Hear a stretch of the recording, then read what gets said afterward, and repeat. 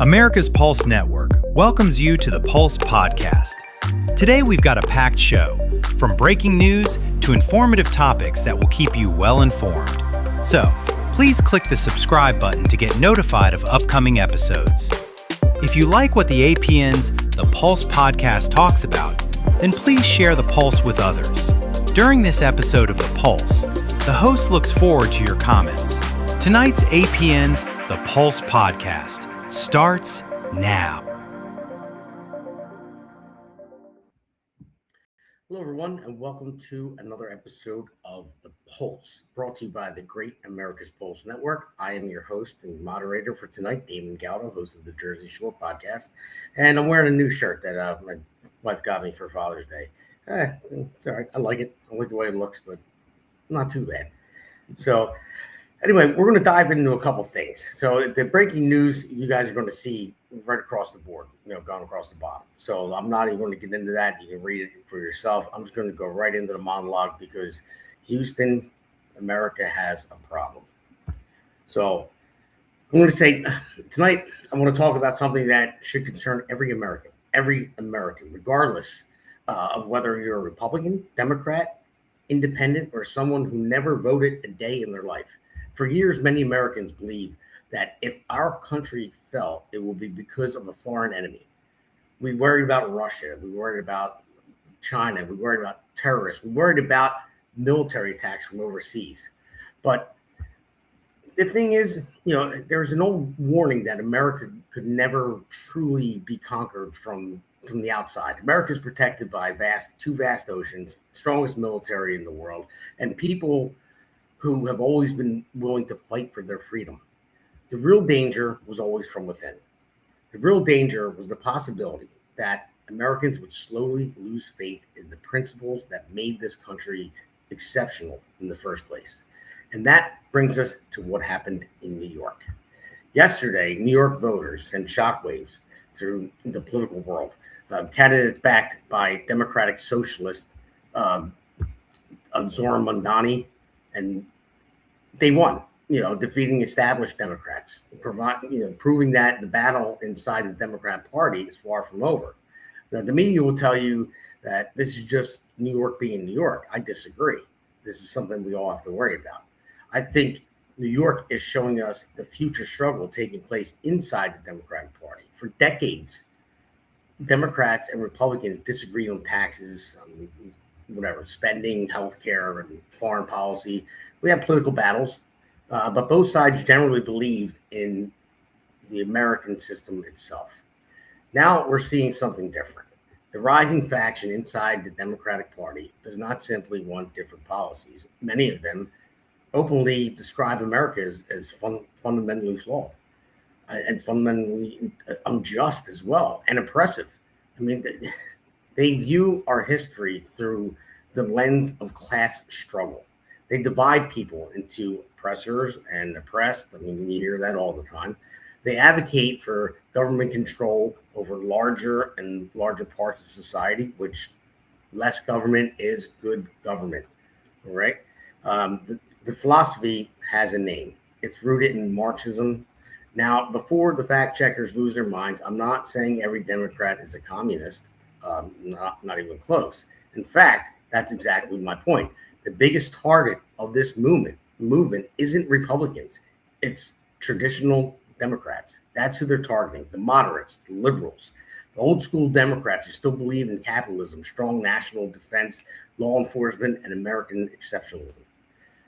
I mean, look what happened in New York. The Democrat socialists, I can't even say that because they're communists.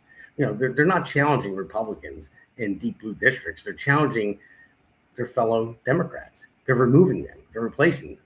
And now they're moving the party further left with every election cycle. I mean, history shows us that revolutionary movements rarely begin with defeating their enemies. They begin with taking over their allies. And that is what is happening right now.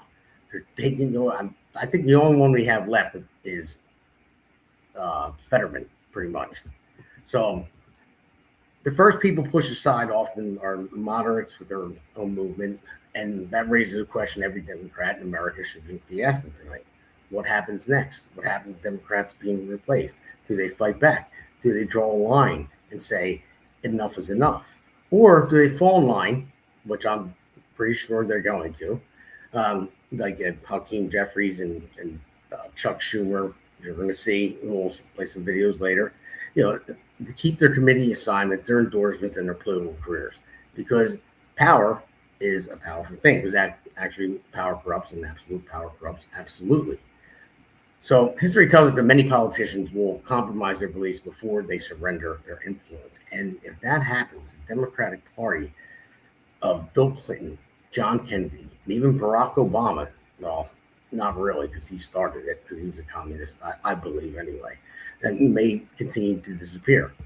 The party that once called itself liberal because it could become something entirely different. Not overnight, not all at once, but one primary at a time, one district at a time, one election at a time. I mean, the question for the rest of America is whether this movement remains confined to places like New York, or whether it spreads to states like New Jersey, where I'm from, Pennsylvania, Michigan, and beyond. Because what starts in New York often finds its way into the national conversation. And that's the debate we should be having. Now, whether Republicans can defeat Democrats, maybe. And whether Democrats can defeat Republicans, maybe. But it's the communists that are actually taking over. And they're taking over Democrats first. They're eating them up alive.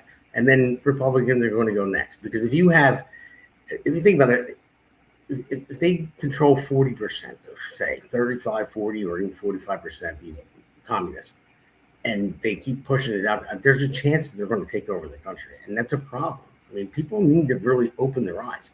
This is a serious, serious problem. When I saw this happen, these Mamdani-backed candidates that all won, it scared the ever-living shit out of me. So I'm going to go into our first segment, bring on our guest.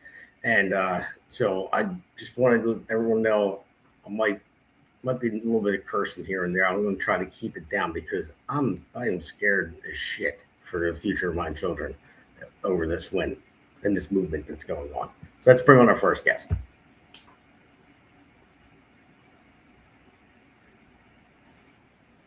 Here's Mamdani. Seth Eisenberg, conservative corner. Thanks for joining on the Pulse. Did you like that little picture of Mamdani? Yeah, well, it caught him like in all his glory. And it got his good side too, so I'm sure he's happy. I'll mail him a picture of it. You should ask for an autograph. Dear comrade. So let's bring in our next guest, Elana Barbera, base mother. Hello, Elana. Hello, happy always to appreciate it. Mm-hmm. So, all right, let's roll on our first one. We're going to only have 2 segments. We'll take a break in between the first one, I guess, and then because there's a lot to talk about. I want to focus strictly on this because like I said, Houston, America has a problem. So let's play the first clip with Trump. This country has gotten very strange politically, especially with all the communists that are up for election. You know, they have communists. These aren't socialists. These are communists. And they're all up. How about the guy in Maine? He's got the Nazi stickers. He's got the whole deal, and they're trying to say so for 8 years, 10 years, they said Trump is a Nazi. Now they can't say that anymore because they have a guy with a tattoo on his chest. Well, there you go. I mean, Elana, ladies first. So what do you think? I mean, we'll get into New York in a moment, but I just want to talk about what you talking about Graham Plattner. This guy, Nazi tattoo on his chest. Everything that came out about this guy. I mean, over and over again, the scandals that he had, and they still elected him. They don't care. It's like vote blue no matter who. They don't care. So what are your thoughts on that? Well, I mean, I echo your sentiments that it's scary, but I'm not too afraid. I mean, I'm scary because I think that getting over this and getting through this is gonna end up being bloody. That's the scary part. I don't believe that America is always going to be be destroyed fully the way Venezuela was. But part of the Communist Manifesto is written by Marx is very clear that the revolution includes violence. So we've already seen some of this violence coming to pass in the way that they're now framing political violence as virtuous and as a good thing. We're seeing people die. We're seeing them attack police officers and attack ICE officers. So we're going to have to get through a really tough time as this continues to grow. And we've been very patient for years as Americans with it. And I actually hope that our patience runs out sooner rather than later before they can destroy this country any more than it already has been. Yeah. All right. And then before I do, Seth, I just want to start bringing up that Communist Manifesto, like a portion of the time. I'll just read it, quite a few of them off. And so this is the Congressional Record Appendix. This is from January 10th, 1963. It's an extension of remarks on it basically, it's like the Communist Manifesto that Congress brought onto the floor, and they said this is how they plan on destroying America from within. So let's go to the next slide real quick. So, I mean, that I'm only highlighted a couple of them, or our great producer did. I didn't do it. He highlighted them for me. But because there's a ton of them, there's 50. So, but permit free trade between all nations, regardless of communist affiliation, regardless of whether or not items could be used for war. Provide American aid to all nations, regardless of communist domination. So I'll just go, let's do one more slide, Seth, and I'll go to you because there's a couple of them. So promote the UN as the only hope for mankind. If its charter is rewritten, demand that it be set up as one world government, and they've been pushing one world government for a long time. So let's skip the rest of that. Resist any attempt to outlaw the Communist Party, which we did a long time ago. We're not doing it now. Capture one or both political parties in the United States. We pretty much know which party is captured right now. It's the Democrats. Use technical decisions of the courts to weaken basic American institutions by claiming their activities violate civil rights. I think we've seen that with deporting people. They're violating their civil rights. You can't deport them. And so many judges are getting involved in stopping it, blocking it. Your senator in Maryland, Seth, he was involved in that. Get control of the schools. Use them as transmission belts for socialism and current communist propaganda. Soften the curriculum. We see that happening today. Yes. Now, mind you, everybody that's listening, and you can like and subscribe, and you can comment too. I just want to let you know. But this was in 1963. It's a long game. So then gain control of all student newspapers. Use student riots to foment public protests against programs or organizations which are under communist attack. And then the next one on this slide is infiltrate the press. I think we've seen that. Get control of book review assignments, editorial writing, and policy making decisions. So, all right. So I'll leave it there for the slide now. Go ahead, Seth. What do you think? Isn't all this happening right now? Yeah, it's been happening for a while.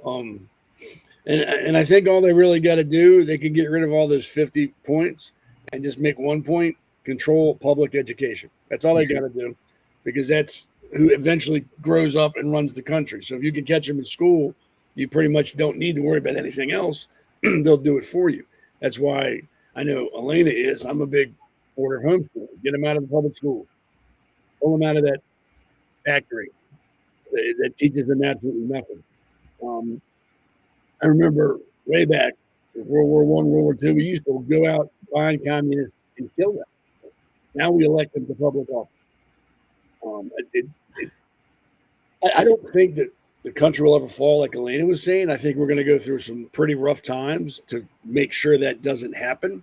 I think there's going to be a lot of bloodshed, unfortunately, because that's how they're pushing it. It's not what we want. It's what they want. We can only react to what they do. And if they push it in that direction, we have to oblige them. And I hope I'm wrong. I hope Elena's wrong. I hope this is just a fad, like hula hoops and short and like long poodle skirts. Hope all of it's a fad and it goes away, but I don't think it is. Every year it gets more and more prevalent and more morons support it. It's nothing wrong with it. Well, you were around during the hippie era. I mean, like you were like probably like 30 or 40, back then, right? So that blew over. So hopefully this does too. Well, no, they're still hippies, but they're not what they used to be. They're communists now. The hippies back then would be protesting against the hippies that we have now. They wouldn't be getting along. The hippies back then, for all the annoying things they did, they definitely weren't communists. That wasn't what they didn't want bigger government. They wanted no government. They wanted everybody just to leave them alone so they could smoke weed and dance it, whatchamacallit. And they all grew up to be capitalists for the most part. Yeah. I mean, they're teaching kids to hate capitalism, and they don't know. They were indoctrinated from the beginning through the schools and everything else. And the thing is, what I look at is they never really faced any true adversity as far as, because they've gotten everything, they've been handed everything. So they think, oh, this works. This socialism is great. My parents gave me everything. Yeah, and I get free government, money and welfare and all this stuff. And they're like, oh, it all should be free. Well, who pays for it? There's not a money tree in the backyard. I mean, really, they just don't get it. It's horrible. But we'll pull up the next slide. I'll read a couple more of these off. So this is gain control of key positions in radio, TV, and motion pictures. Everyone sees how Hollywood is now. You see, they're all freaking nuts now. And then continue discrediting American culture by degrading all forms of artistic expression. American Communist Cell was told to eliminate all good sculpture from parks, buildings, substitute shapeless, awkward, meaningless forms. Now, look at it now. I mean, Trump was one. I'll give him this. He wants to, bring artwork back. I mean, they tore down historic statues. He's putting them back up. But the meaningless shapes of this artwork they put up, it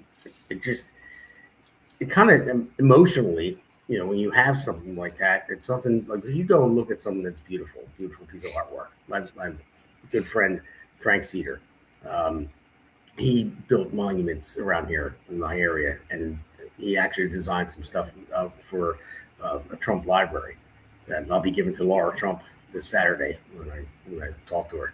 So I'm meeting with her this Saturday. It's great. Oh, cool. So, but when you look at something that's beautiful and meaningful, it kind of lifts your soul, but if you look at just the odd shape of meaningless art, but it's actually look at the Obama Library. It is the perfect depiction of what you're talking about here. Yeah, I mean, it is. It is. He's the beginning of most of this anyway. A lot of people tell me that same thing, that when they look at me, it uplifts their spirit, makes them feel better, and just makes the world look brighter. When they look at me, they say that, and I appreciate that. Yeah, right, because you're not a communist. Yeah, well, I mean, but mentally, when you look at something that's beautiful, that's great. But you look at something that's blah, you don't even care. I would be curious to actually do brain scans of people when they're looking at a beautiful medieval cathedral versus the Obama Library, or I don't know if you've ever seen City Hall in Boston. It's like the ugly cousin of the Obama Library. So, and what that does to your brain. I bet that we could scientifically prove that it's uplifting to look at beautiful artwork. I would guarantee it. But I'd be interested in doing something like that, and see how it made people feel, because I know I feel better when I see something beautiful. I look at my wife every day and I feel good. Oh, so you didn't say enough nice things about that shirt, though. I don't know. You could have. I like the shirt, but no, I do. I like. Could have faked it a little better. I guess. I told her I wear it on the podcast. I'm like, fine. But no, I actually asked her to order for me, but I don't think this was the right one. I think it looks good on screen.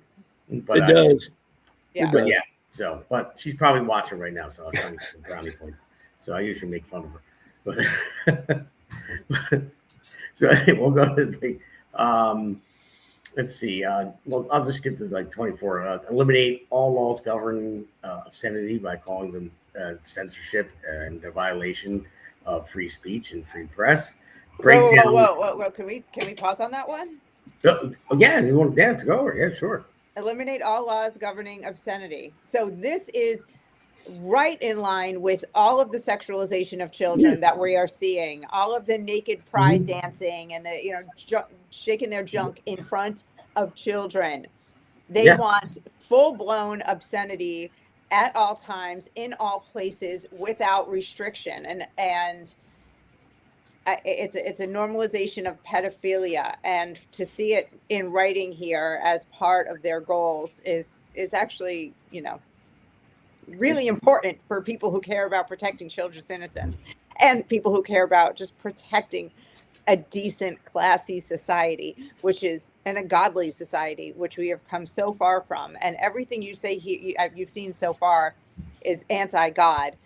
And I laughed when you said that the UN, positioned the UN as the savior of all mankind, or whatever the language was. It was something like that. Yeah, and one I world laughed, government. like, these are godless goblins who are pushing for all these things, and here we see it again.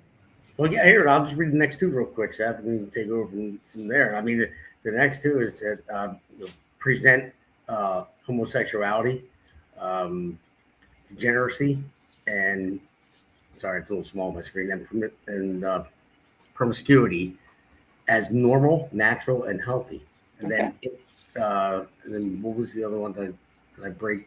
I skipped one on accident. Break down cultural standards of morality by promoting pornography and obscenity in books, magazines, motion pictures, radio, and TV.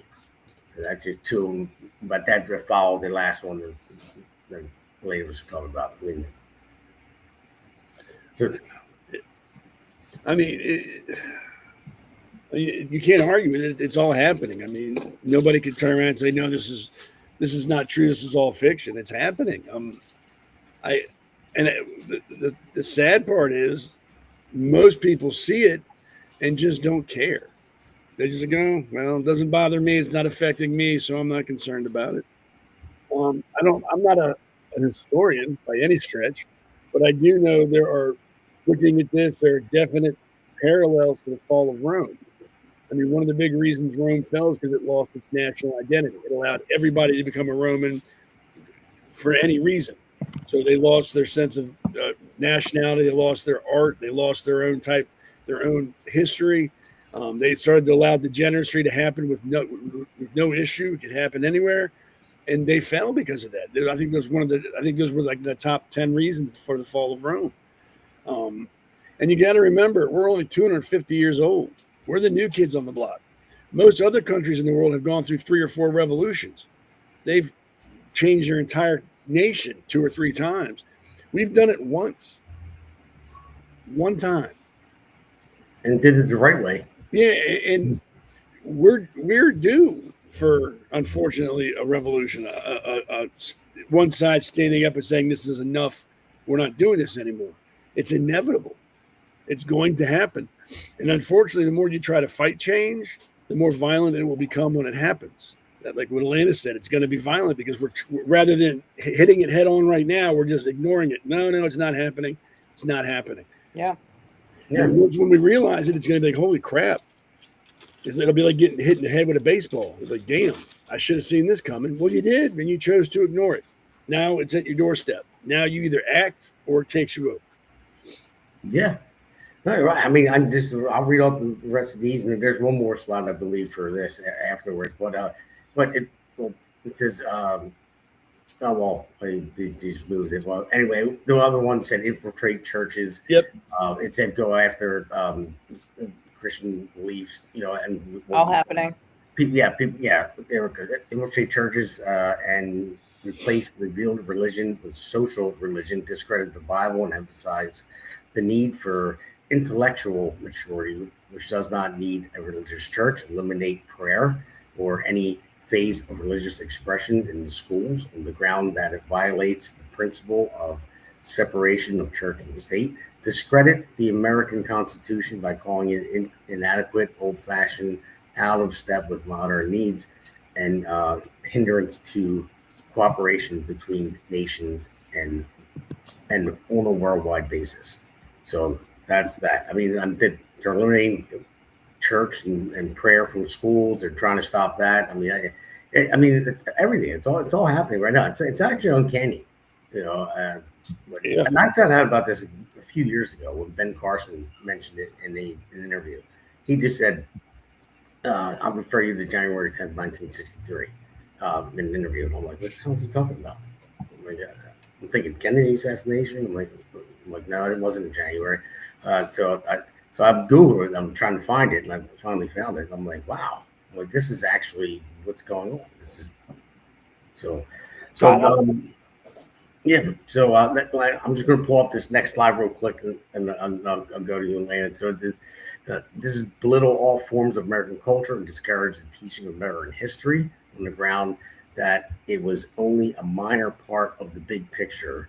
Give more emphasis to Russian history. Well, this is from the Russian Communist Manifesto, but infiltrate and gain control of more unions. Now, this is one that actually you're going to see in one of the clips I play later.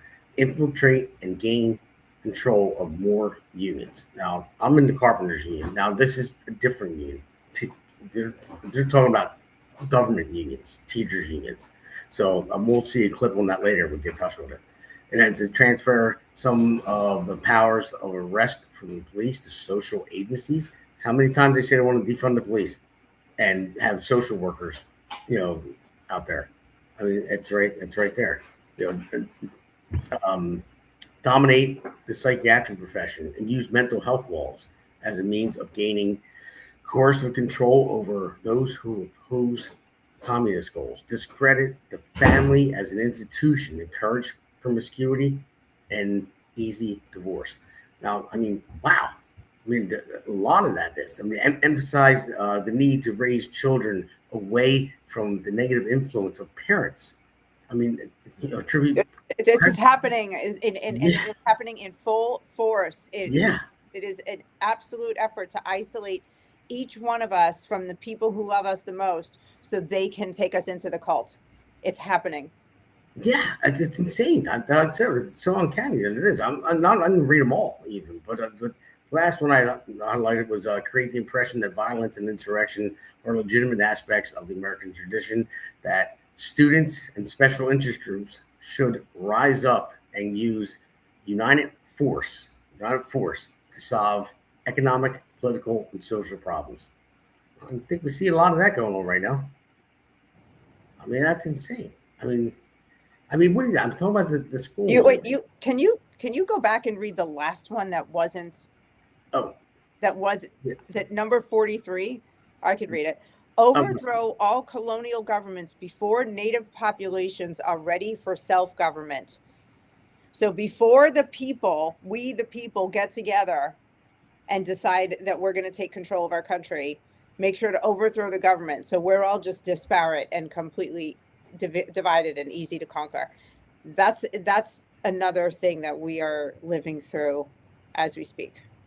Yeah. And that's a warning flag for us to get ready for self-government, or we will be overtaken. Oh, no one's overtaken me, I'll tell you that. And good luck. I know. Good luck with us, but we come up to New Jersey, and then it's close enough to Maryland. I think we'll all hunker down somewhere and start to viva the revolution.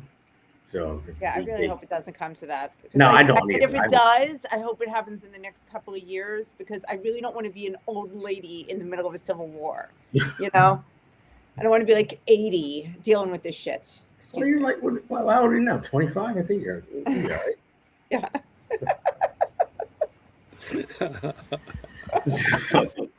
Am I wrong, Seth? Do you want to be 80 dealing with this, or would you rather no, right now? I don't even deal with it now. I know, but now is better than well, yeah. Now I'd rather do it now than when I'm, like you said, when I'm 80. I just wish people would wake up. And we had a 20% turnout in the primary here from Republicans. 20%. I'm just wake up and vote. How about that? Let's do it the regular way, and the right way, so it doesn't come to that. But I don't know. Yeah, we just had our elections yesterday here. Man, I don't think the turnout was like, oh my God, look at that. I don't think it was that impressive. I think maybe it was up a little bit over last time, but not like staggering. Well, I heard Tim Eisenberg won his primary. Yes, he did. Congratulations, Tim. Good man. Yay. Congratulations. But all right, so listen, we're going to take a mid-break. We're going to stay in the same segment, and we're going to play some clips, and then it's only a 2-segment episode because there's a lot to talk about this stuff because it's getting a little hairy.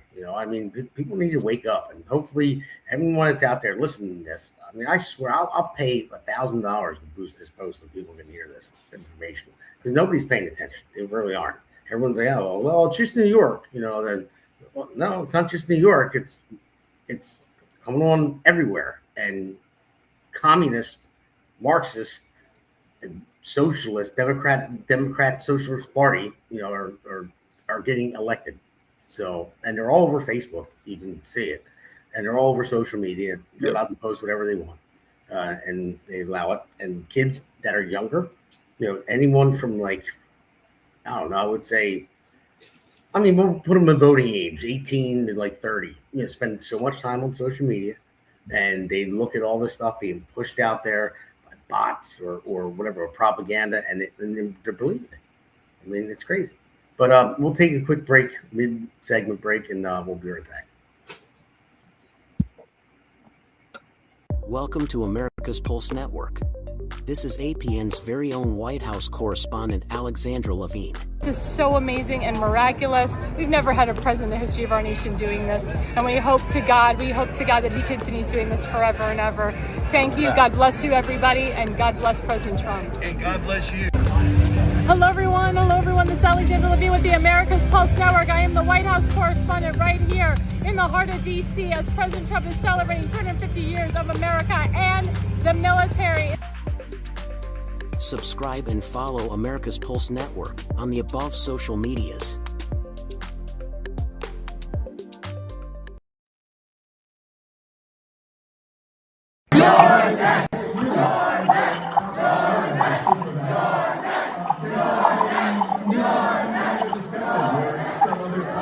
Is that you're next? Yep. Okay. They're saying you're next because they're the communists that are going after even the far left Democrats. They're talking about Hakeem Jeffries there, saying you're next. So I mean, if they want to get rid of Hakeem Jeffries, who's horrible to begin with, and He's not left enough. Yeah. No, I mean, he's not communist enough, I guess. I don't know. I mean, I figured he was pretty left. I mean, that guy is pretty stupid. But my question is, and I asked you, Seth, what do you think they're going to do? I mentioned Chuck Schumer and Hakeem Jeffries earlier. They are far left, and they go where the wind blows, pretty much, to stay in power. Do you think they're going to bow down to? Yep. When I say what I'm about to say, I'm speaking in generalities. I'm not speaking about every single Democrat there is on the planet. I'm not. Most Democrat men are spineless jellyfish. They don't stand up for anything.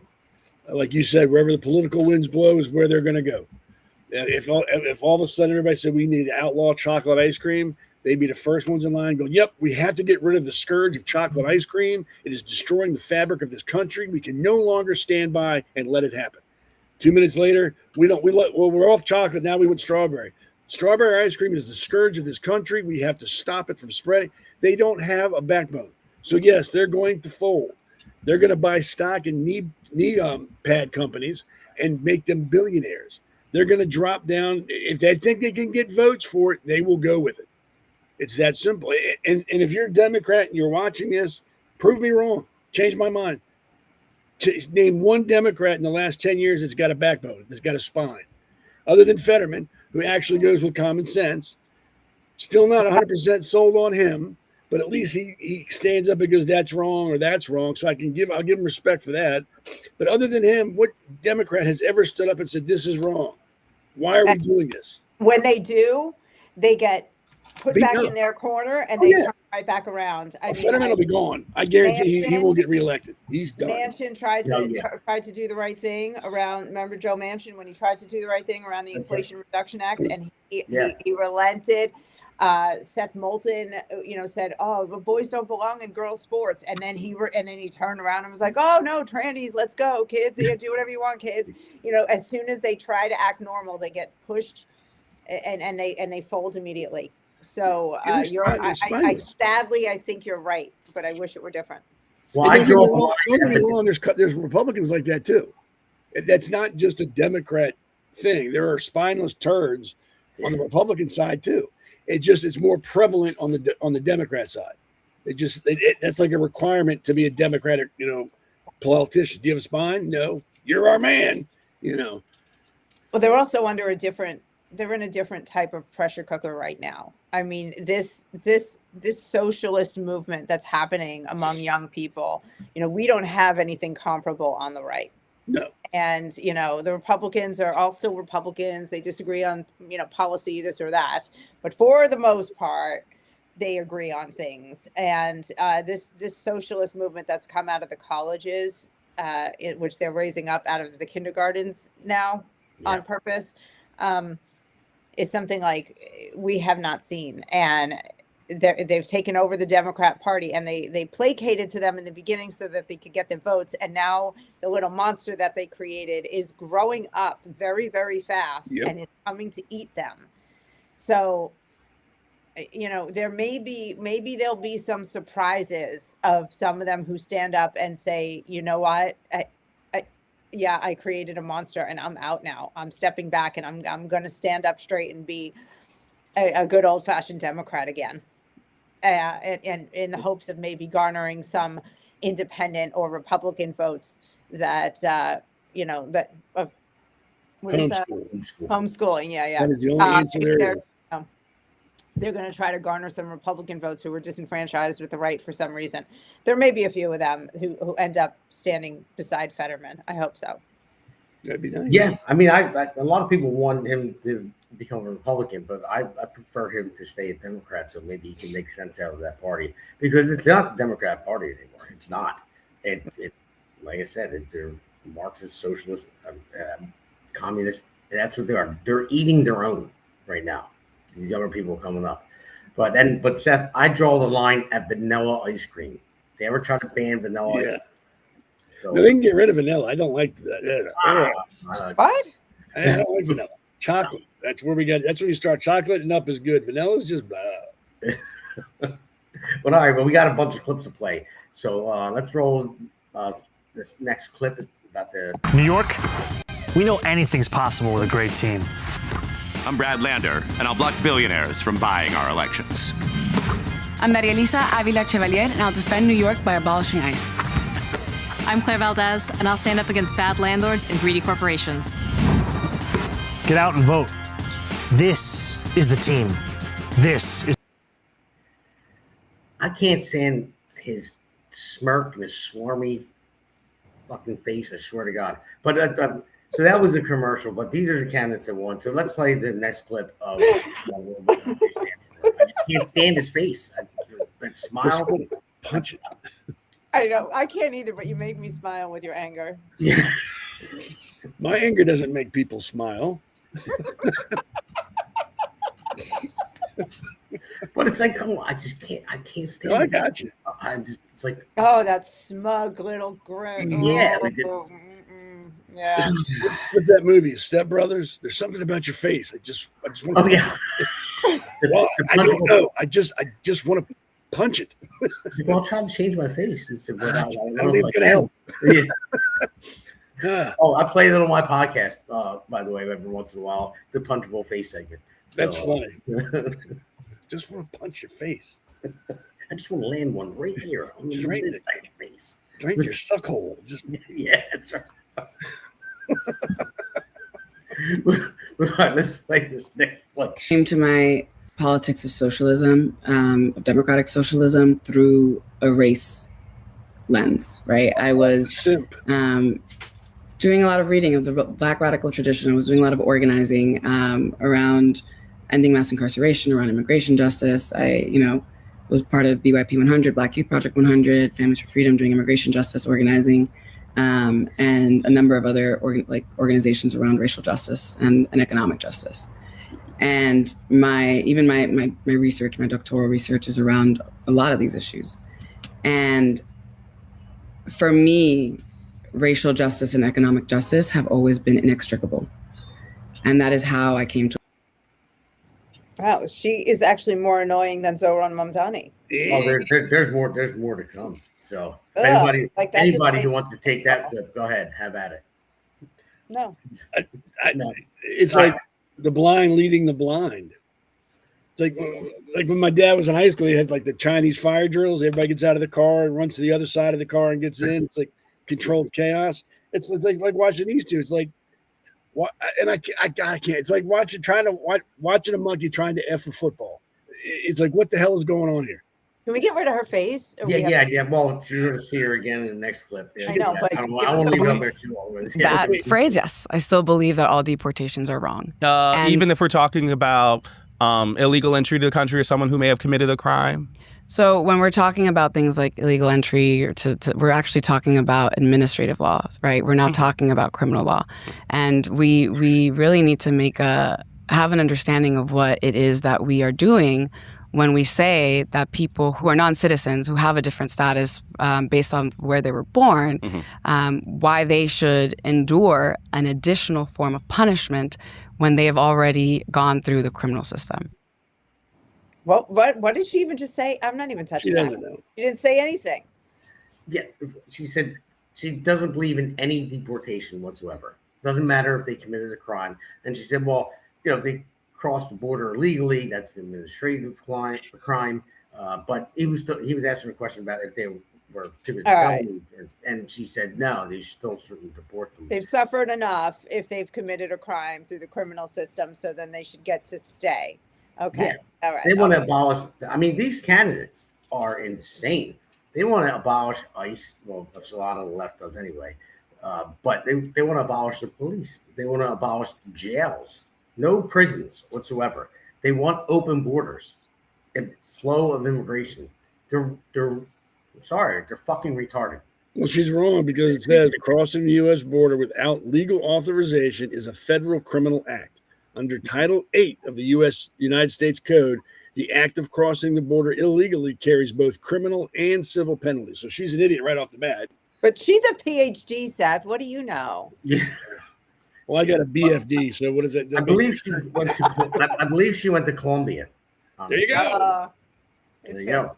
Doesn't Columbia make records and tapes? Can you get like 10 of them for a penny or some crap like that? Yeah. That's the good Columbia, I think. Records, tapes, and communists. I'm probably on some wanted list for them. I don't know how many times I got tapes from them when I was a kid for a penny, and never bought another damn one after that.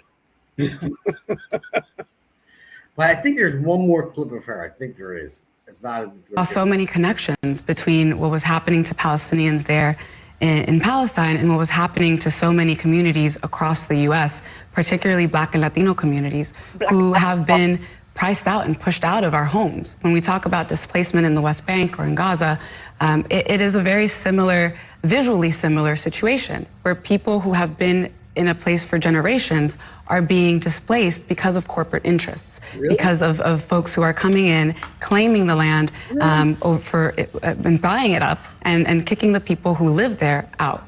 And I've seen a lot of similarities, not just in the way things are done, but also in the very institutions that are enacting that violence. The tear gas that was being dropped on Palestinians in Gaza in 2014 was the same tear gas that was being dropped on Black protesters in Ferguson in 2014. And that memory, that summer for me, was incredibly formative because it showed me that connection is not only one that is like, but it is the very same. These people are comparing themselves to Gazans. Yes. Like living in America is the equivalent of living in Gaza. Yes. How do you? You can't make it up. You're sitting on with a beautiful backdrop, your hair's done, you're in a nice suit, you got makeup, you got your eyelashes, you got your nails, and you're like a Gazan. Are you at it? Like you can't reason with these people, and it would be fine if they were just talking amongst themselves, but they are being voted into congressional seats in Washington. Yeah. And I'm running for Congress, everybody, by the way. So let's vote somebody in that has common sense, because those words that we saw in those 3 clips, with that, where did common sense go? Like, I mean, seriously, I mean, what? I don't know. Well, that's why I think we may be lost. I mean, I just can't believe that someone would vote someone like that in. They think they can hear an idea and it makes them feel a certain way, and it stops there. They don't examine the idea. They don't, play with it, test it, consider outside opinions on the idea. They just, okay, this is good. It is either oppressed or you're the oppressor, and there's no gray area in the world. They don't take actual human nature into account. They think that communism is going to be a utopia. Once the lowest ranks of society take over, no one will ever be corrupted by power again. Greed will disappear. We're all just going to, dance around in euphoria. No one will ever get hurt by another person. Their feelings will never be hurt. There will be no more murder, because the only reason people murder is because they're sad on the inside. It's a complete lack of understanding of humanity and of history and of what really works, and the fact that capitalism was the great leveling ground and the only economic system where people actually ever had a chance. And I'm just, so anyway, that's why. So Donald said, guys, women are always right. So I just wanted to put that up there. So anybody that's listening, you can. So that broad was right. That crazy broad just now saying that she thinks she's in Gaza. I think it was. I think he's making a joke. I know he's making a joke. I hope he's making a joke. Donald's a smart dude. It's a joke. I trust him. Yeah. But what everybody and I'll go back to the Gaza thing. What everybody seems to realize, or not realize, whether it's willfully or because they're ignorant, is Gaza invaded Israel on October 7th and killed and raped men, women, and children. And then thought just because they left the country and went, okay, we're done, everything should stop. That's not how it works in the real world. So what's going on now is Israel's making sure they're doing something the rest of the world should have done years ago. They're destroying Hamas. We should have done that decades ago. We shouldn't have been allowed to fester this long. So they're hunting and killing terrorists. Now, when you hunt and kill, when you fight terrorists, number one, they're cowards. They don't wear uniforms to identify themselves as combatants. They don't have operating bases where you can go, hey, that's where they're at. Let's go attack that and get rid of them. What they like to do, like most cowards and terrorists, they hide in schools and hospitals and in communities, and they base their attacks from there. So if you're hunting them, you have to go to where they're at, and that would be the schools, the hospitals, and the communities. And unfortunately, these cowards use civilians as shields. Yeah. There's no really easy way to put this, but if you're a terrorist and you're hiding behind a human being, they're still going to shoot you because you are the scum of the earth. And you've just proved to the guy trying to get you that you're scum. You're hiding behind a human being as a shield. They're going to kill you. Unfortunately, like in every war, there is collateral damage. It's inevitable. But if you look at Gaza and every other war in history, Gaza is by far the most controlled tactical war there's been. I think they've only killed 77,000 civilians. And with that number, they don't differentiate combatants and non-combatants. They throw them all together. So we don't know how many combatants have been killed and how many non-combatants have been killed. We just know there's 77 or 78,000 people total killed. There was that many people killed in a month in World War II. And they're going into like the second year of this. So they are trying their best fighting against a group that uses people as shields to not hurt people. So every time someone says, well, Gaza this, and I don't feel sorry for Gaza. Don't. They elected Hamas. That's who their elected officials are. You get like I've always said, elections have consequences. And as far as like being in America as being in Gaza, I have never heard a more asinine statement in my entire life. That's like the morons who say, hey, like Delaney Hall, that's like a concentration camp in Nazi Germany. No, it's not. It's not even close to a concentration camp. They're not even in the same zip code as how far apart they are. These people, Democrats, communists, and socialists, use keywords to elicit emotional responses. And when they get this response they want, they build on it, and then people go, oh, my God, this is such a great person. They're so concerned about human beings and everybody's rights. We have to get them in power. They don't. They just know what words to use to get you to think that and then to vote. And then once they get in the office, things change. Oh, you know what? We really can't tax all the rich people. So what we're going to do is something different. It's a shell game. You get me in office, I'm going to do this. And once they get there, they realize they can't. So they change everything up. These people just make me want to vomit. I just can't understand how anybody can listen to her talk and agree with anything she said. Yeah, and what about when you look at that? She was talking about God. What about bless you?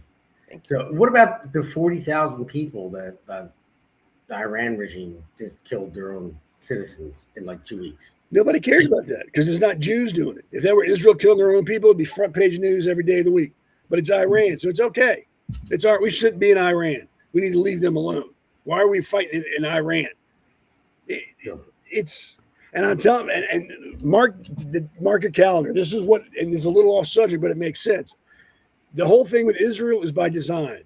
Iran is continually blaming Israel for the breaking of the ceasefire to further put a wedge between us and Israel, the U.S. and Israel. We're their biggest ally. And if they can drive a wedge in far enough, they're going to get to a point where they're like, you know what? I think we can attack Israel now. America won't do anything. And once they attack Israel, they're going to foothold the Middle East again, and then it's going to spread. This is not on accident. This is on purpose by communists, socialists, and Iranians. They are doing this on purpose to drive a wedge into the biggest allegiance ally that we have. And once that's gone, I'm telling you, mark my words, all hell will break loose almost instantaneously. If they know they can get Israel with no repercussions, we're done, because it's not going to stop there. It's going to go straight from there. And these communists don't care because they think if they talk good about them, they'll spare me. If I support Iran, they're going to be nice to me when they get here. No, they're not. I was letting them go. They're being used. They're being used. The communists are being used, and they're too stupid to realize it. So anyway, I want to see. Mern just joined too. She said sorry that she was late again. Story of her life, but I will forgive you, Mern, because you said I'm wearing a nice shirt. I appreciate it. So we're going to take a quick break, and we'll go into the second segment, and it'll be the last one because we're still going to be talking about the same things. So. Hey, it's great to be on with you. This is a great podcast. It's a lot of fun, and it's informative, and it's real information. It's none of the frills and none of the nonsense that you hear on the legacy media. Just telling the story of what's happening right now. It's what I do with my newsletter that I get out to anybody who wants to see it. It's what you're doing with this podcast. America needs to know what the real deal is, and you're the real deal. You're goddamn right I am, Congressman Van Drew. Thank you. Appreciate it. So, but Seth, you got another comment there. Your beard looks great from Lady Mern. Well, thank you. You can be late whenever you want to be late now. So we're just moving on to the second segment. We pull up the title now. It's pretty much the same thing. We're just going to keep going into it. We'll play the next clip that we have here. I mean, these people are insane. This is communist America. That's what it is. So that's where we're heading, people. So let's roll the next clip. With Dan Goldman at Poetica Cafe yesterday. What do you think about what transpired here? Do you think it's a kind of okay way for someone to express political disagreements or his views on Israel? I have many a political disagreement with Congressman Goldman when it comes to his votes and his views on Israel. I think that what we saw online. So Seth, I would go to you because you're Jewish, but you just talked for a while. So I'm going to go to Elana on this one. What do you think about that? I mean, imagine if a Christian couldn't go in there. Imagine if a Muslim was banned from. Well, a Christian would be okay. Imagine a Muslim was banned from a cafe. They banned, Goldman, the candidate, from a cafe because he supported Israel. Now, I don't care if he supported Hamas. He shouldn't be banned from a cafe. Now, I wouldn't care if he did, but I'm saying he still shouldn't be banned from the cafe. Banned from the cafe. I mean, yeah, this is I stand on both sides of this. Like, I of course think that we should all have free speech and be able to say whatever we want. But I also feel like as a private business owner, I should kind of have the right to serve who I want to serve. Yeah, I mean, and there's, somebody just misbehaved in some other way that wasn't political, but they didn't break any laws. Could I just say, get out of here? You're not welcome. I feel like I could, and I should be able to, and I shouldn't be forced to serve somebody who makes my skin crawl or upsets my other customers, or who I just find, to be that's what, evil. Yeah, that's why I showed that video, because I want to bring it back to the guy that made the cakes. That he denied making the cake for a gay wedding. Yeah. Said he can't do it for which reasons he wouldn't do it. He was all over the news. His business was attacked like crazy. It was nonstop. Now he's allowed to, and you're right what you said. You can deny service to anybody you want. I mean, that was a religious basis. That was a little different. Yeah. Yeah, but it's like if I don't want somebody that that hanging outside my establishment, leaving the door, get out of here, or tries to come in and beg for money. No, get out. You're banned. Can't come in here anymore. You can ban anybody from your establishment and refuse to service the people. But I'm just looking the contrast of it. So Seth, what do you think? Remember that guy got slammed? I mean, he took him to court, I believe. I never understood why a business owner would turn away business. I don't understand that. You're a cash business. You're there to make sales and make money. Why would you want to limit your clientele? I've never understood that. Right. For somebody that's not making trouble. Yeah. You're Jewish. Get out of here. I wouldn't care if it was green. Right. That they're stupid to do it. But they have the right. It's a dumb decision, but it's his right. It's his business. And if he wants to cut off a stream of revenue, I think that's kind of dumb. And he'll be the first one to turn around and go, well, business is slow. I got to lay people off. That's because you're telling people they can't come in. You're shooting yourself in the foot and then looking for another excuse. But it is his right, unless, again, I don't understand if he wasn't causing trouble and he was just being himself. Well, you got to leave. That's, maybe I should open a business and make it called, if you've been barred from somewhere else, come here. And I'll probably don't want that either. You have all the homeless encampments. Well, yeah, everybody that ever got into a bar fight. And with my sparkling personality, my friend Billy be over there. Yeah. That'd be fine. They're cool. I don't care. You don't know that. But shutting off a revenue stream is stupid, unless there's a legitimate reason behind it, other than I don't like the guy. I think it's you're giving away money. You're pushing away money. Like, I don't want your money. I think it's stupid. And not only do I not want your money, now that it's publicized, I don't want the money of anybody else who agrees with you, because they're not going to come either. And that's what you're saying. Yeah, it is. I couldn't agree with you more that it's stupid, but it's his right. Yeah, it's his right. I mean, if he wants to go out of business, hey, dude, it's. So, all right. So here we go. We got another communist gem that was just elected in New York. Here she comes. Let's play the next clip. So is it to free Palestine? Are we ready to abolish ICE? Yeah. Are we ready to win Medicare for all, housing for all, and unions for all?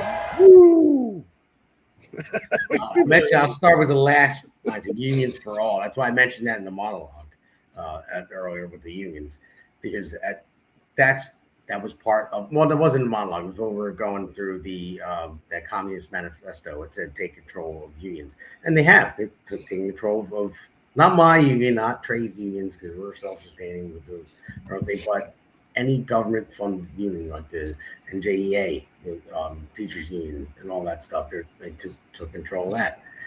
And that's why I want to point that out. But then she says abolish ICE. You're going to see more stuff that she says that you just want to smack her off the stage in a little bit, but just can't believe she got elected. So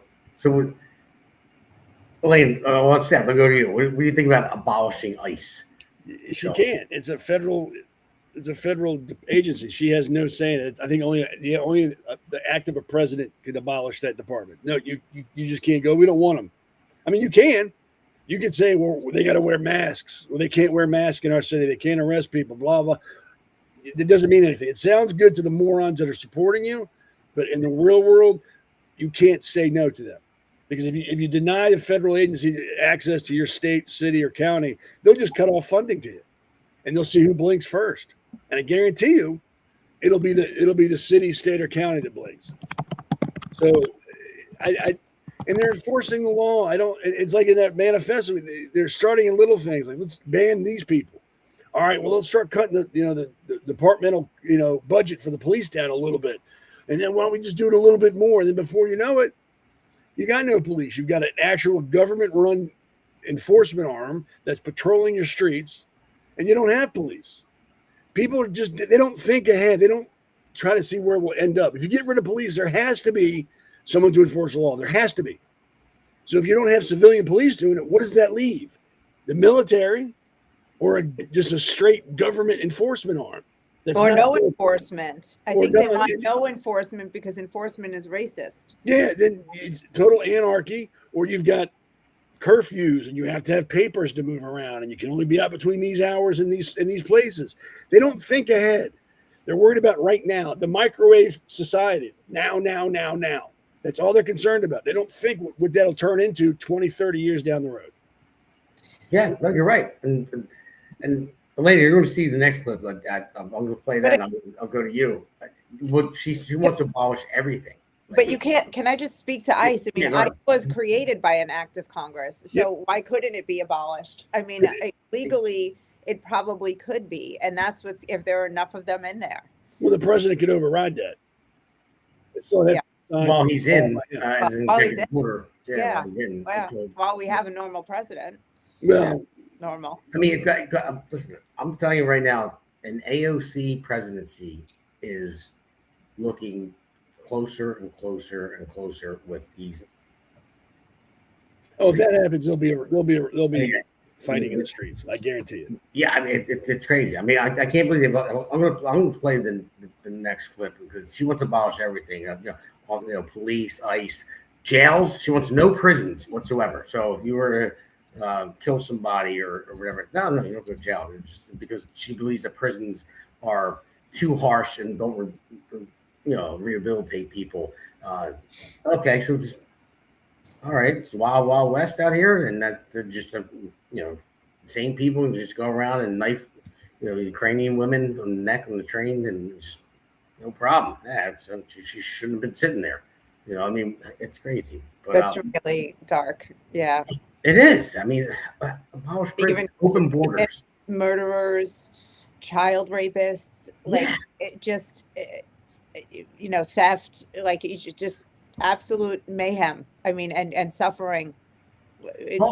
Even now, at least there's some tiny bit of fear of the police in blue cities, but not much. I mean, we've seen what life looks like. People getting set on fire.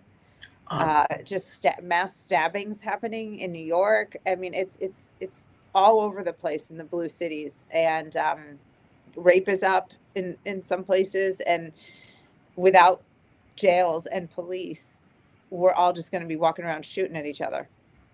Yeah, that's it. Yeah, well, that's what they want. That was in there. But we have more guns than them, so it's so freaking stupid. I was about to say, yeah, they would be. That's true. Look, I got you guys to smile. It's not going to end well for them. No, it won't. No. But let's roll the next clip of this crazy. Here to throw trans people or trans kids under the bus for some presumed electoral advantage. I think the people who do that are absolute cowards and are betraying the entire working class when they do it. And we've seen Democratic, politicians think that they can, trade trans people away for, a bigger share of, I don't even know what electorate they're trying to win back when they do that. What the labor movement teaches us is that we are all in this together. We're only as strong as we are when we stand together. And Sean Fain talks about this quite a bit, like when you're on the line, when you're on the shop floor, you do not care what the person next to you looks like, what their gender is, which bathroom they use. They are your coworker, and you are organizing together against the boss. And that's absolutely the mindset that we all have to have in this moment. Our solidarity is exactly where we derive our against the boss. Yeah, against the boss. Well, I mean, I was going to say, can we put that in reverse in slow motion, and it would make more sense of what the hell she just said. Against the boss. The boss hires you. I mean, the people that create companies, like I work for a company. I'm in the union. I don't go against my boss. I mean, unless it's something egregious and tell me to go out on a 100-foot beam, up in the air with no harness on or something like that. But no, I'm not doing that. But you would never do that. But against the boss, it's because they don't want to work. That's the thing. They don't want to work.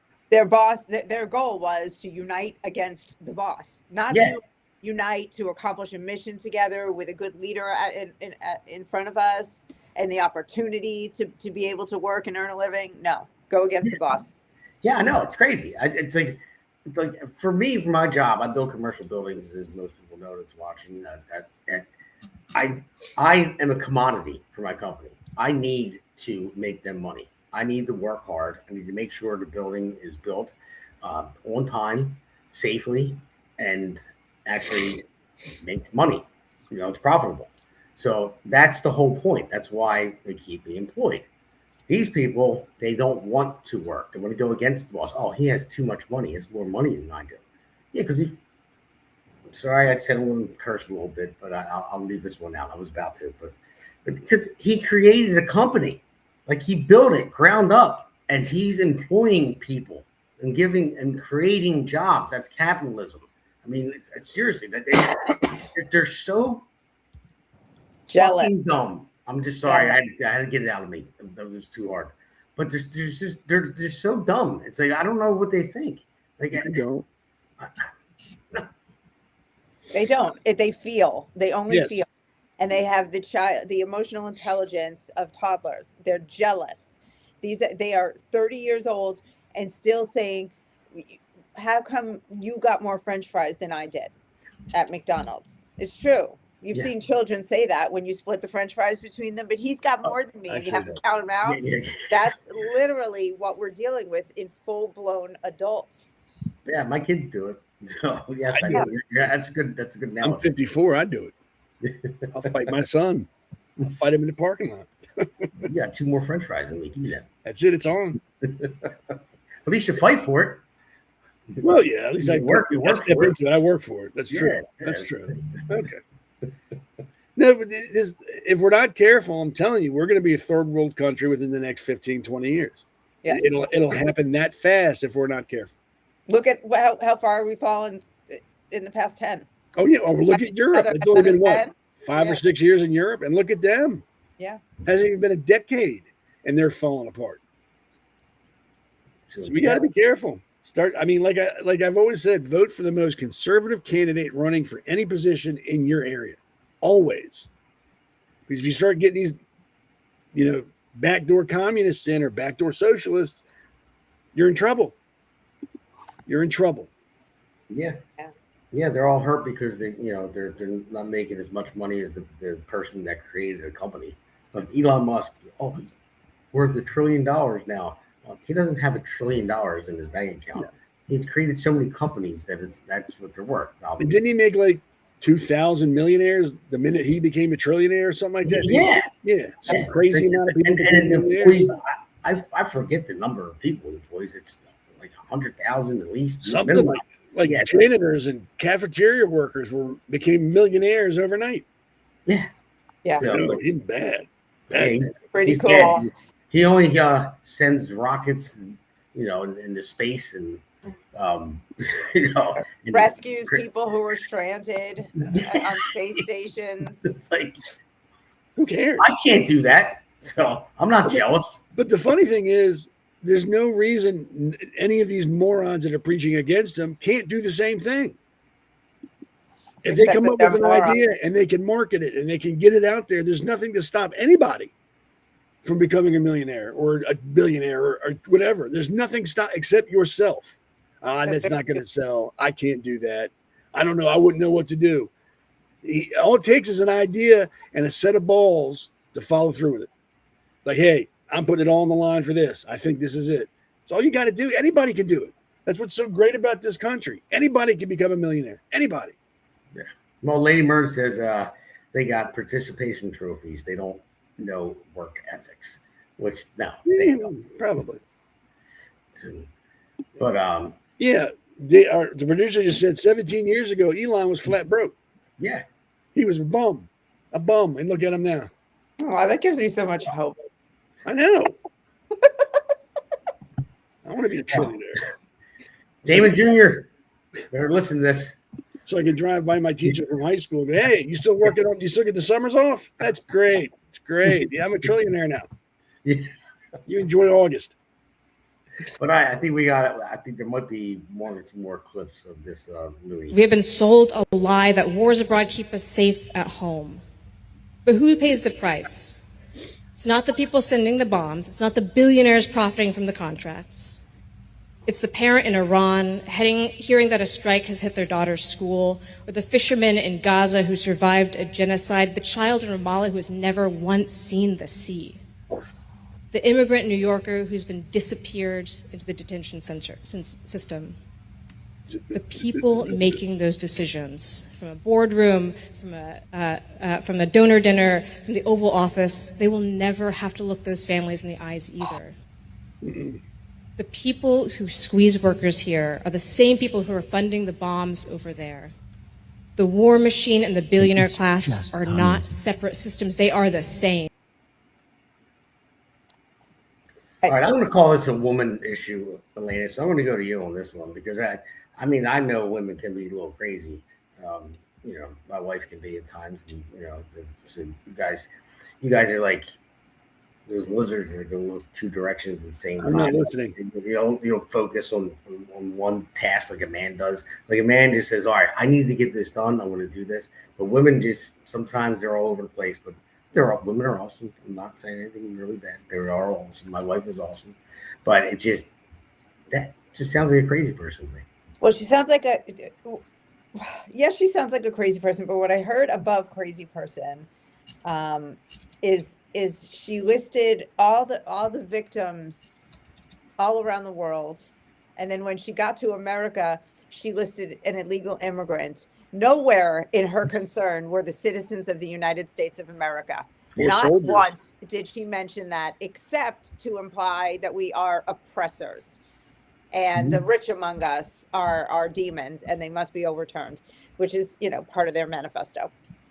So that is really all I heard was a hateful, anti-American, trying to destroy the West and trying to make people hate the West along with her. And she said it in a very calm voice, which is part of their acting classes that they do. If you say crazy things calmly, do they make them less crazy? No, they don't. Actually, they make you sound like more of a psychopath. And her measured tone makes me wish you had that clip, something about your face just makes me want to punch it. I don't know what it is. So I know. So Seth, I would say to her, see you next Tuesday. So. It's like listening to the devil twist scripture. It does that same thing to me. I know I'm hearing evil. I know I'm hearing hatred. And again, just, because the way you said it calmly, actually, it's almost worse than when you're screaming. Yeah. No, that's right. And she didn't mention members of the military from the U.S. that get killed overseas. No, we're not even on her list. Not even to say we're on the bottom of her list. We're not even on her list of people that matter. The delusion. I would like to know what color the sky is in her world, and what happens when people don't play along with her. What happens to her world? Does it shatter? Does it explode? Does she climb a water tower with a rifle? I mean, what happens when someone brings her back into reality? Listen, what's going on in the worlds of people who vote for people like that? Well, I think most people who vote for people like that are sheep. Concern. I think they're sheep. I don't think they put any more thought into it than I do about changing my underwear in the morning. I think that's as deep as they get. Like, I vote for her. Again, if they would take the letters D and R or I after the candidate's name on a ballot, that would force people to actually have to look into the candidate. And I think that would change the whole conversation. It wouldn't, because if somebody had an ethnic name, they would get the vote. But they could be Republican. They could be conservative. They could be, but you know what I'm saying, though. No, I got you. They see it still. It wouldn't help us, you know. What would help us? The roadmap to victory is eliminate all cats in the United States.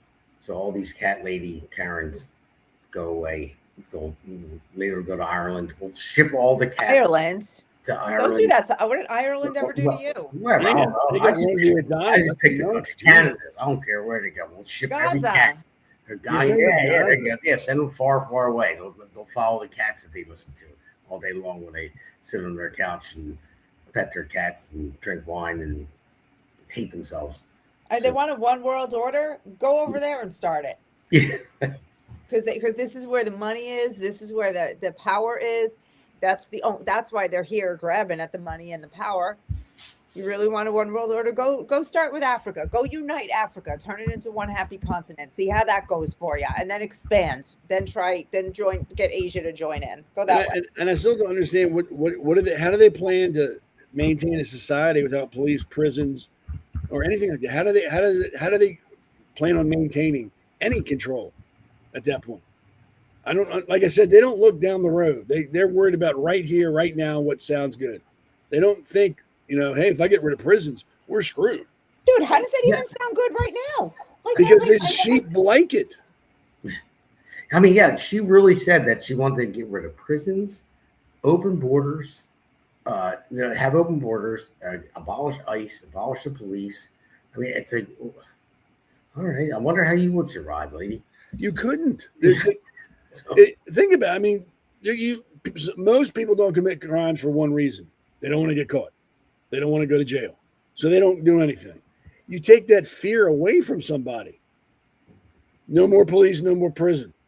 You are creating criminals at that point. Because there's no fear. Like, I can go to my neighbor's house down and kill them all and take their money. I ain't got nothing to worry about. They'll send a social worker to my house. I'll kill them. There'd be no more fear, and it would spread like a cancer. Wild West, that would look like a day at Disney World. Yeah, because there were still rules in the Wild West. Yeah, there were still lawmen. There were still, hey, you screw around and putting a bullet in you. There were still jails, but you take away all that. Can you imagine, like, New York City, DC, Miami, Los Angeles? If that ever happened, the minute they found out about that, it would be total chaos. I would instantly. Say if that happens in one city, say they decided it, we need to just send in every tank, the entire military to surround that city and lock them all in. We'd have to, and not lift the barricades until everybody's dead, which will take about a week. Because it will spread. That will spread. That'll spread faster than good. Evil spreads faster than good. Yeah, I mean, I get it. We've been here for a long time, but the far left abolish, the police, defund the police, abolish ICE. Yeah, that's wild. That's crazy. It's stupid. But abolish all prisons. I mean, that should really set any somewhat normal person off. Like, I'm not voting for this woman. Get rid of all prisons. Imagine that, letting out all the murderers, the pedophiles, the serial killers, and whatever it may be. Yeah, have at it. Let them out in the street. And keep this in mind. Well, not that many, maybe 20, 30 years ago, gay marriage, it'll never pass. It's not going to pass. It's never going to happen. Now, what are they talking about? Pedophiles are just minor attracted people. Oh, they'll never let that become legal. I'm telling you. It's on. It's on. Yeah. So if you think them actually getting to close down prisons and defund the police isn't possible, you're crazy. You underestimate large numbers of stupid people working together if you don't think they can make that happen. Well, the thing is, it's actually when it's a small number of people, it's not the majority. But when you have the media and everything else that props them up, when they'll take it as a win, they'll push it out there. Hey, we just won this huge thing, and we're moving. We have a movement going on here, even though it's not as popular as people think it is. When you have younger people on social media and or mainstream media that covers it too, because mainstream media is covering, oh, it's a huge win for these people in New York. Well, not a lot of people really came out to vote, for one, but they should have. Still a big win, and you started out of a place of being concerned about it, afraid, I think was the word you used. I mean, it is a big deal because it isn't just a few people. Well, no, it is a big win, but I'm saying the way it's pushed out there, this is like the virus that catches. That's what I'm concerned about. It's a virus that spreads. Now, but you also got to remember, it may be a small fraction of people, but in Nazi Germany, only 10% of the entire population identified as a Nazi, and look what they did. Only 10%. That means the other 90% were asleep at the wheel. Because if that 90% had stood up and said, "Yeah, this ain't happening," it wouldn't have happened. Wouldn't have happened. Only 10% identified as part of the Nazi party, and they took over They took over Europe, almost got all of it, Russia. Yeah, no, you're right about that. That's what's scary about it, because they blow up the wins from the small people, small majority over and over again. I mean, look at transgenderism. It's like what, like not even 1%. No, I think it's like 1% of 1%. Yeah, but it's blown up. It became such a huge issue because it gets media coverage, social media, and everyone that's younger that's looking on it. I mean, the numbers skyrocketed of kids that think they're a different sex now because they're on their phone like this and they're reading something. No, that's because their parents. That's because their parents want to be their friends. They don't want to be parents. Yeah. Well, so if little Johnny goes, I feel like Jenny, mom and dad go, ooh, we're going to be so popular at the next PTA meeting. Let's do this. Yeah. So, but all right, guys, we're coming up on a wrap of this episode. So what I gave young Frank the Patriot of the Week award on Monday when Engels was on. Don't tell anybody, but I'm going to give the Engels next week. So he's probably watching now anyway. But I gave it to Frank and his mom. I went on there and she said, "Does he get a certificate?" So I said, "Sure." So I made him one. So I had to put it in the bottom right. I always love my mama. Favorite girl. So, but you should have put boobies somewhere on there. I thought about it. I really did. No, not sure. I did think about it for a second. At least you gave it some thought. Okay, I can live with that. You thought about it. Okay, that's great. So there's Frank. He's helping out a lot of campaigns around here. Young Frank, 15 years old, and he's knocking. Yeah, Frankie the Fixer. Yeah. And I wanted to say, for this whole conversation, we do have a tremendous problem with socialists, communists, infiltrating our government at every level. But when you bring up a young 15-year-old like Frank, who is a true conservative patriot, who's already involved, already making a difference, and there are more like him. So, these socialists, they may be getting their day in the sun, but, there are a lot of young people who look at that and say, I want no part of it. True. And the people that are saying I want no part of it really are the majority. And we have to remember that. And we have to pour into the young people and keep, staying on top of their conservative values and keep having conversations with them so that in the end, this doesn't have to get as ugly as, a true revolution. Because again, none of us want that. Absolutely, you're right. And then you have Frank, you have Engels too. Another good guy. Yeah, he's. Yeah, I disagree with some stuff, but the dude is. They're both of them. I feel like they're smarter than me. I told you before when they reached out to me, and I was through my website, and I didn't know their age. So I said, "Oh, they want to join the campaign, help out." So I'm like, all right, well, here's my number. Just email them. I have them both on the phone. They're talking. And they're like, yeah, we know we're a little young, but I said, well, how young are you? Like 15. I literally said, get the F out of here. I was like, oh, I'm just cursing. But I was like, no way. They sounded like they were, I don't know. they sound like they were the smartest people on earth. As they're talking to each other to me. I'm like, yeah, that sounds good. That sounds great. I'd love for you to. And when they told me their age, I said, no effing way. And turns out they are. So very smart dudes. Very smart dudes. So, but I'm just going to end with this and let you guys wrap it up. Vote DamonGaldo.com. So Galdo for Congress won the primary. I'm the Republican nominee for Congress in New Jersey's 1st congressional district. So everyone out there, we got to get Republicans out to vote. I don't just need Republicans. There's not enough. If every single Republican came out to vote, which is impossible, they're not going to. But if I get 60% or so, but even I got 100% to come out, not enough. There's not enough Republicans in this district. So there's way too many Democrats, but there is almost as many independents. So independents out there, listen, look up my website, check me out. Regular guy, union carpenter, construction manager, father of 2, husband, and trying to do something good. So, damn good looking man. Yeah. Unless when I look in the mirror, then it's different. So you guys take it away.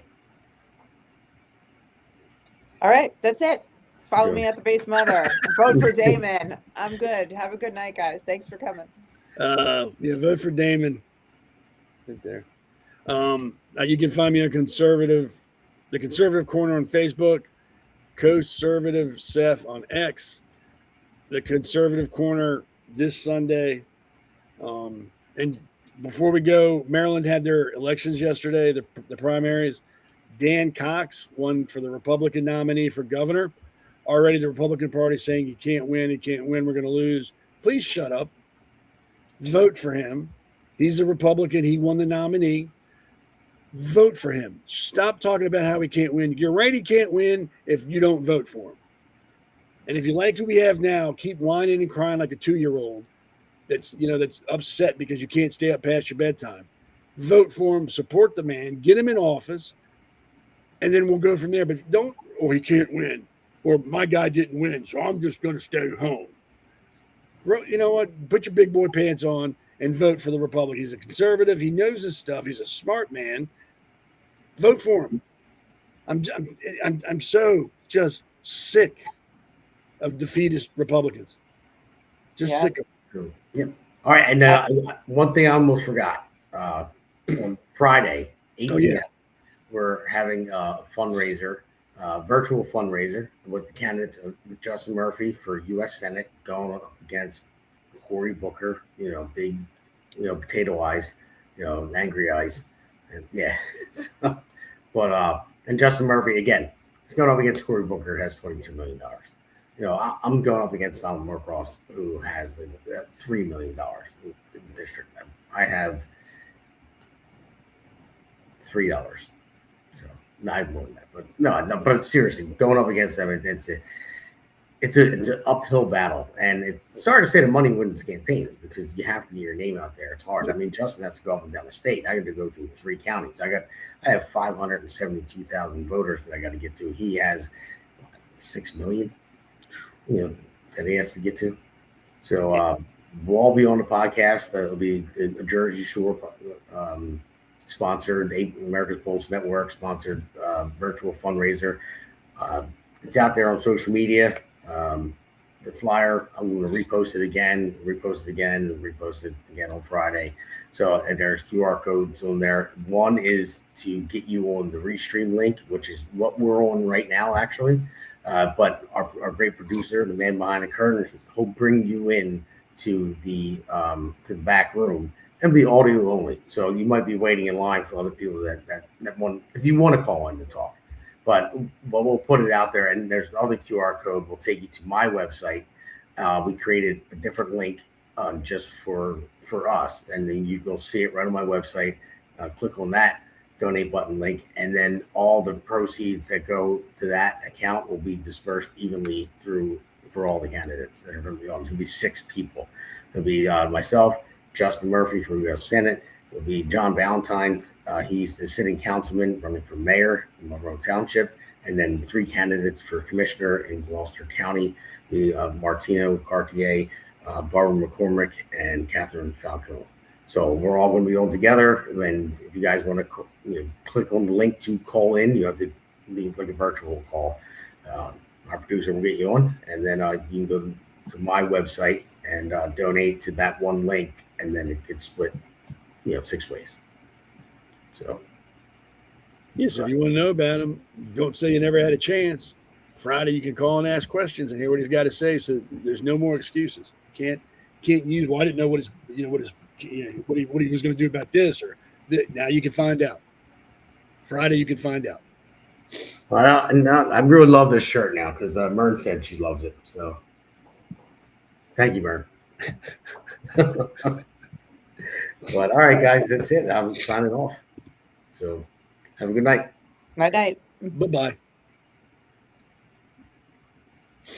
Maybe. America's Pulse Network. The mainstream media is bought and paid for. The truth is twisted to fit their agenda. But America is waking up. Because podcasts are the future for trusted media. Welcome to the America's Pulse Network. It is a network built by patriots that upholds the Constitution. But America's Pulse Network stands for God, truth, and the America First movement. There is no corporate propaganda, no government spin, just real news, real talk, and real voices fighting for faith, freedom, and the future of this great nation with common sense. Here are some of America's Pulse Network podcasts. Alexandra Levine Live, hosted by Alexandra Levine. Jersey Shore Podcast, hosted by Damon Galdo. The Conservative Corner, hosted by Seth Eisenberg. The New Jersey State House Watch, hosted by Jack Brangan and Constance Detzel. APN's The Pulse is moderated by either Alexandra, Damon, Elana, or Seth. Also tune into America's Pulse Network on the following social media platforms: X, Rumble, Truth Social, Parler, Facebook, YouTube, and Spotify. Join the revolution because the pulse of America beats for God and country. America's Pulse Network is for faith, family, freedom, and truth.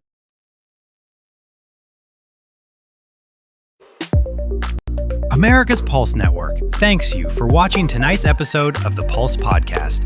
See you at the next packed episode that will take you from breaking news to informative topics. So please click on the subscribe button to get notified for upcoming episodes. If you liked what the Pulse covered, then share the Pulse Podcast with others.